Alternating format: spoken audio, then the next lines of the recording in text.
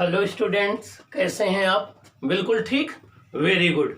आइए अब हम कुछ और वेक्टर्स के टाइप के विषय में बात करते हैं, ठीक है ना। नेक्स्ट वेक्टर है हमारा डिस्प्लेसमेंट वेक्टर। क्या है? Displacement vector. किससे डिनोट करते हैं? डेल्टा आर से। किससे डिनोट करते हैं? डेल्टा आर से। तो अब डिस्प्लेसमेंट वेक्टर को कैसे डिफाइन करेंगे? The change in the position vector of an object in a given time interval is called displacement vector. The change in the position vector of an object in a given time interval is called displacement vector. So the change in the position vector in a given interval of time is called displacement vector. Means किसी एक object की एक given time interval में जो position vector में जितना change होता है उसे डिस्प्लेसमेंट वेक्टर कहते हैं। It is denoted by delta R. इसको हम वेक्टर डेल्टा आर से डिनोट करते हैं। Vector delta R equal to होता है final position vector minus initial position vector. देखिए, ये कोई एक ऑब्जेक्ट थी, पी पॉइंट पर है। पी पॉइंट पर कोई एक ऑब्जेक्ट थी, इसका पोजीशन वेक्टर r1 था। उसके बाद पी से ये क्यू तक गई, इसका पोजीशन वेक्टर r2 हो गया। P पर ये ऑब्जेक्ट थे, इसका पोजीशन वेक्टर r1 था।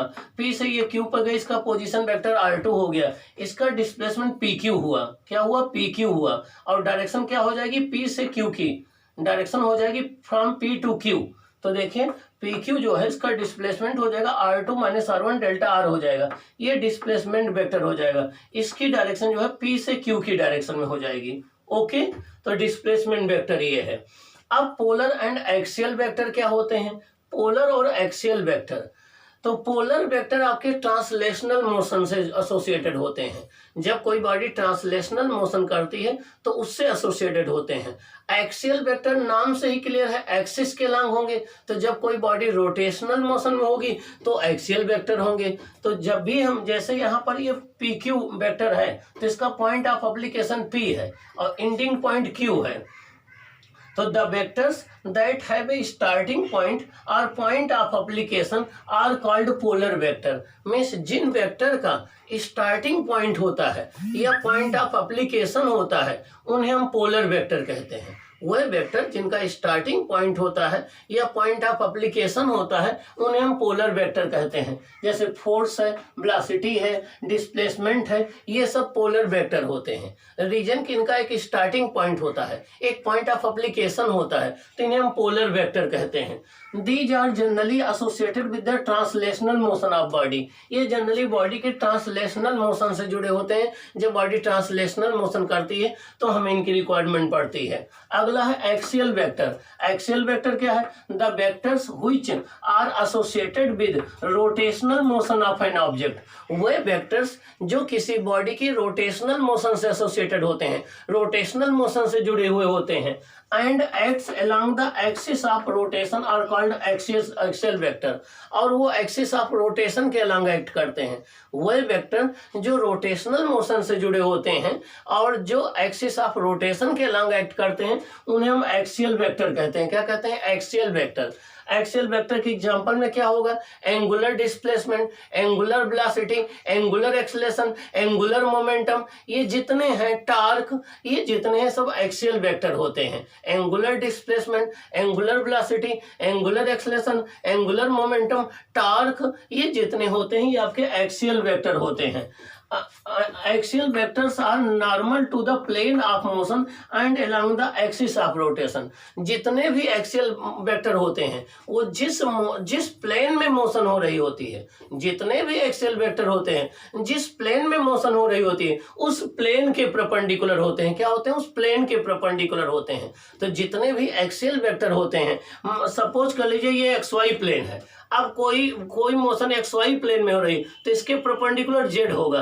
तो एक्सियल वेक्टर या तो पॉजिटिव Z एक्सिस के लॉन्ग होंगे या तो निगेटिव Z एक्सिस के लॉन्ग होंगे। तो जो एक्सियल वेक्टर होते हैं जिस प्लेन में मोशन हो रही होती है उसके परपेंडिकुलर होते हैं, उनके नॉर्मल होते हैं। आइए देखें, ये देखिए एक्सियल वेक्टर की केवल दो ही डायरेक्शन होती है। यहाँ पर देखिए बॉडी एंटी क्लॉकवाइज रोटेट कर रही है। जब एंटी क्लॉकवाइज रोटेट करती है तो जितने एक्सियल वेक्टर होते हैं जिस प्लेन में बॉडी रोटेट कर रही है इसके नॉर्मल होंगे, आउटवर्ड नॉर्मल होंगे और इसकी डायरेक्शन पॉजिटिव Z एक्सिस के लॉन्ग होगी अगर ये बॉडी XY प्लेन में है। अगर बॉडी एंटी क्लॉकवाइज रोटेट कर रही है तो जितने एक्सियल वेक्टर होते हैं वो आउटवर्ड नॉर्मल होते हैं। मींस कोई बॉडी, सपोज कर लो ये कोई प्लेन है, इसमें कोई बॉडी एंटी क्लॉकवाइज रोटेट कर रही है तो जो एक्सियल वेक्टर होंगे उनकी डायरेक्शन ये होगी पॉजिटिव जेड एक्सिस के लॉन्ग, आउटवर्ड नॉर्मल होगी। अगर वो बॉडी क्लॉकवाइज रोटेट कर रही है तो जितने एक्सियल वेक्टर होंगे वो इनवर्ड नॉर्मल होंगे, means into the plane inward normal होंगे, मींस निगेटिव जेड एक्सिस में होंगे। तो जब भी कोई बार, तो एक्सियल वेक्टर की केवल दो ही डायरेक्शन होती है, या तो आउटवर्ड नॉर्मल या तो इनवर्ड नॉर्मल। अगर बॉडी वो एंटी क्लॉकवाइज रोटेट कर रही है तो जितने एक्सियल वेक्टर हैं वो आउटवर्ड नॉर्मल होंगे, और अगर वो बॉडी क्लॉकवाइज रोटेट कर रही है तो जितने होंगे इनवर्ड नॉर्मल होंगे। या आप यहाँ कह सकते हैं out of the plane of paper, यहाँ पर into the plane of paper.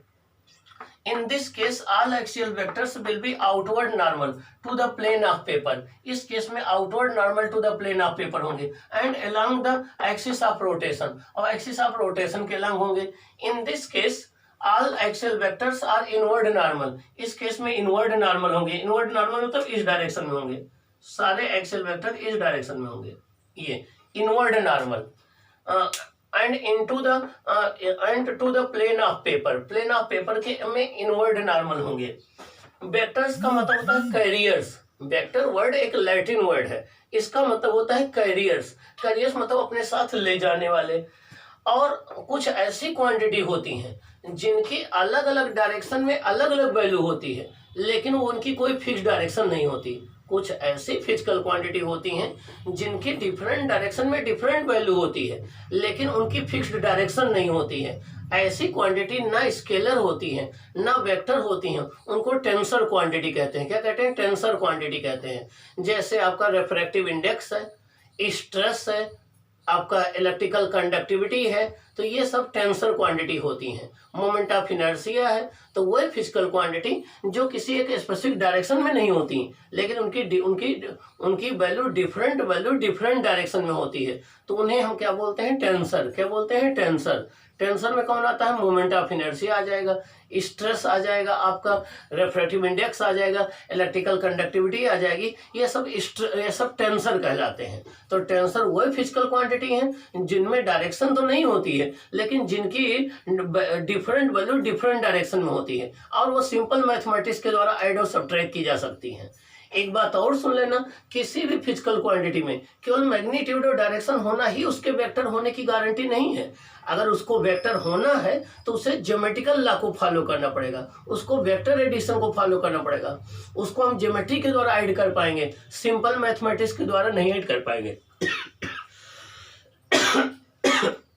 For example, अगर हम इलेक्ट्रिक करंट की बात करें तो इलेक्ट्रिक करंट में मैग्नीट्यूड भी होता है, डायरेक्शन भी होती है, लेकिन ये वेक्टर क्वांटिटी नहीं होती है, क्योंकि ये सिंपल मैथमेटिक्स को फॉलो करती है। सिंपल मैथमेटिक्स के द्वारा इसको ऐड और सब्ट्रैक्ट कर सकते हैं। तो किसी भी क्वांटिटी में मैग्नीट्यूड और डायरेक्शन होना उसके वेक्टर होने की गारंटी नहीं है। उसको वेक्टर होने के लिए ज्योमेट्रिकल रूल से हम ऐड करेंगे, सब्ट्रैक्ट करेंगे, वो सिंपल मैथमेटिक्स से ऐड और सब्ट्रैक्ट नहीं होगी। इसीलिए इलेक्ट्रिक करंट में मैग्नीट्यूड और डायरेक्शन दोनों होता है, बट ये एक स्केलर क्वांटिटी होती है, वेक्टर क्वांटिटी नहीं होती है। ओके।